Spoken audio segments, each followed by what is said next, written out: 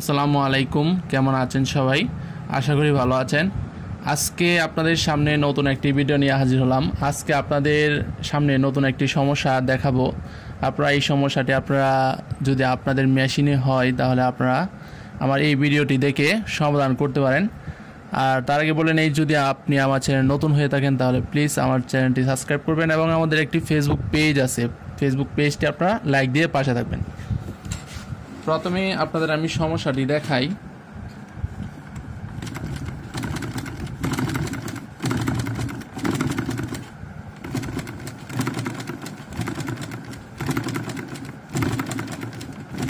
দেখেন, আপনারা দেখতে পাচ্ছেন যে মেশিনের কাপড় যে সেলাই করলে কাপড়টা কুঁচকায় গেছে। দেখেন কুঁচকায় গেছে।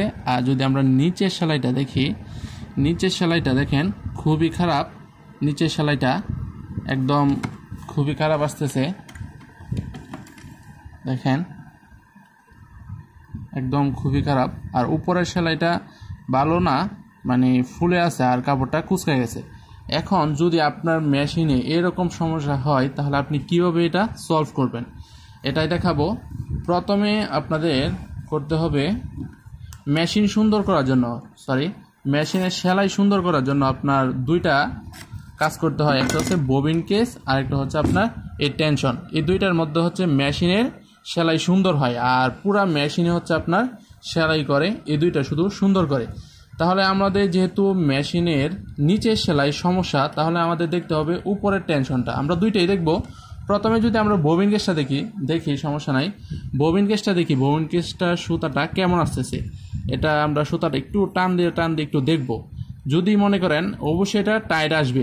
নিচের সেলাই যদি খারাপ হয় তাহলে বুঝবেন নিচের ববিন কেসের সুতাটা টাইট আছে, তাই খারাপ হচ্ছে। দেখেন অনেকটা টাইট। তাহলে প্রথমে আমরা করব কি, এই ববিন কেসের নাটটা দেখেন, এখানে একটা ছোট স্ক্রু আছে। এই স্ক্রুটা আমরা ঢিলা করব একটা স্ক্রুড্রাইভার দিয়ে। এরকম ছোট একটু ঢিলা করে তারপর সুতাটা টান দিয়ে দেখব এখন ঠিক আছে। একদম টাইটও না আবার একটু ঢিলও না। বেশি ঢিল হলে আবার সেলাই কিন্তু অনেক লুজ হবে, আপনার 1-2 মাস পরে সেলাইটা খুলে যেতে পারে। এত টাইটও দিবেন না, এত লুজও দিবেন না, একদম নর্মাল রাখবেন। এটার কাজ শেষ, এটা নর্মাল আছে। এখন যদি আমরা দেখি, এখন দেখবো হচ্ছে আপনার এই টেনশনটা কি পর্যায়ে আছে। দেখেন এই সুতাটা আপনারা টান দিবেন, টান দিয়ে দেখবেন যে কতটুকু টাইট আসতেছে, ঢিল আসতেছে। অনেক ঢিল আসার কারণে, নিচের ববিন কেসটা টাইট আসার কারণে নিচের সেলাই কিন্তু অনেক সমস্যা হয়েছে। দেখেন এটা ঢিল আসার কারণ হচ্ছে, আমরা এখন দেখব এই নাটটা প্রথমে খুলবো। আমি এটা একটা পুরাতন মেশিনে করতেছি। সবার তো আর নতুন মেশিন নেই, পুরান মেশিনেই সবাই ব্যবহার করে, তাই পুরান মেশিনের সমস্যা বেশি হয়। আমরা প্রথমে ডিশটা খুলবো। দেখেন এটা নাটটা খোলার পর এটা খুলবো, স্প্রিংটা খুলবো, তারপর এসে ডিশটা। এই ডিশটা আমরা দেখবো এটা কি পর্যায়ে আছে। দেখেন ডিশের অবস্থা খুবই বাজে। দেখেন সুতা আস্তে আস্তে একদম র্যাগ হয়ে গেছে। তারপর দেখেন এখানে সুতা জমে আছে। দেখেন সুতা ময়লা জমে আছে। দেখেন দুইটা ডিশ যদি আপনারা দেখেন খুবই বাজে, সুতা আস্তে আস্তে এগুলা নষ্ট হয়ে গেছে আর ময়লা হয়ে গেছে। আমরা এখানে যে ময়লাটা, এটা দেখেন এখানে ময়লা জমে আছে, এটা পরিষ্কার করে নেব। পরিষ্কার করার পর এই দুইটা ডিশ দেখেন, এখানে দুইটা ডিশ, এই দুইটা ডিশ আমরা চেঞ্জ করে ফেলবো। দুইটা ডিশ যদি চেঞ্জ না করি তাহলে দেখেন এখানে র্যাগ হয়ে গেছে। যদি র্যাগটা থাকে তাহলে হবে না।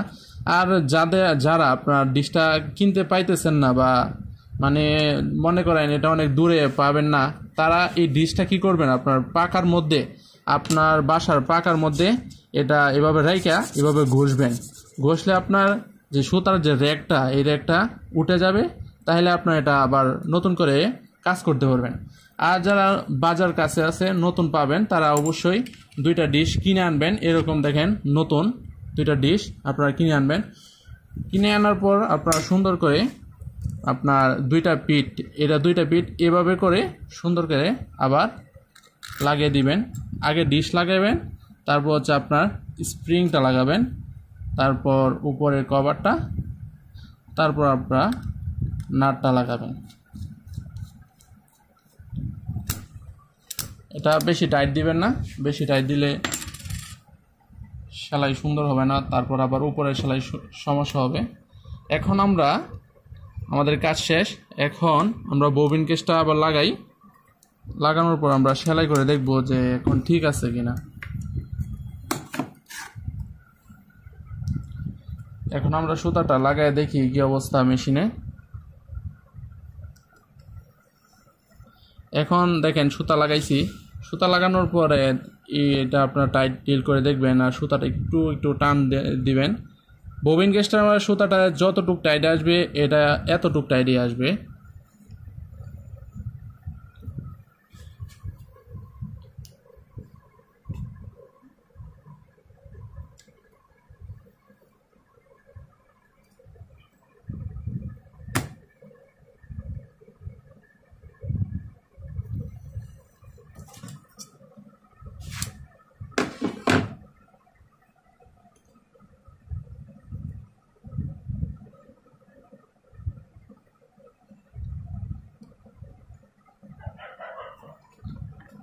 সুতাটা লাগানোর পর আমরা নিচে সুতাটা তুলব। ববিন কেসের সুতা শেষ হয়ে গেছে।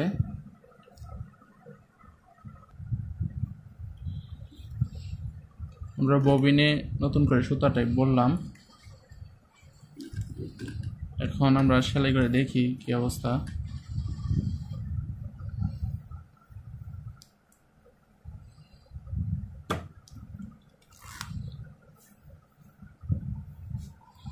আগে সেলাইটা আমরা খুলে ফেলি।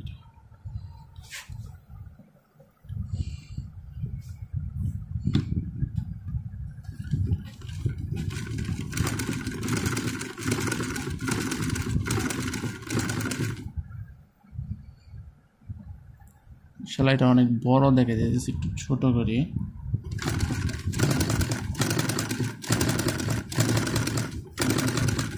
আপনারা দেখতে পাচ্ছেন যে উপরের সেলাইটা দেখেন, উপরের সেলাইটা কিন্তু অনেক সুন্দর আসতেছে, আর নিচের সেলাইটা যদি দেখেন নিচেরটাও সুন্দর আসতেছে।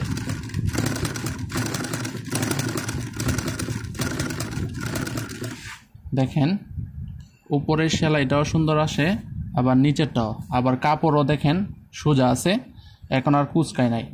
আর আমি শুধু বেশি কিছু করি নাই, দেখছেন শুধু মেশিনের নিচের ববিন কেসের নাটটা একটু ঢিল করছি, আর হচ্ছে আপনার ডিশটা এটা চেঞ্জ করছি। আগের একটা ডিশ ছিল যে আগেরটা র্যাগ হয়ে গেছে, তারপর ময়লা আসেন, যে কারণে এরকম সমস্যা হয়েছে। আমি শুধুমাত্র এই ডিশটা চেঞ্জ করছি, আর হচ্ছে নিচের ববিন কেসের নাটটা ঢিল করছি। এভাবে যদি আপনার মেশিনে এরকম সমস্যা হয় তাহলে আপনার এই দুইটা কাজ করে আপনার মেশিনের সমস্যাটি সমাধান করতে পারবেন।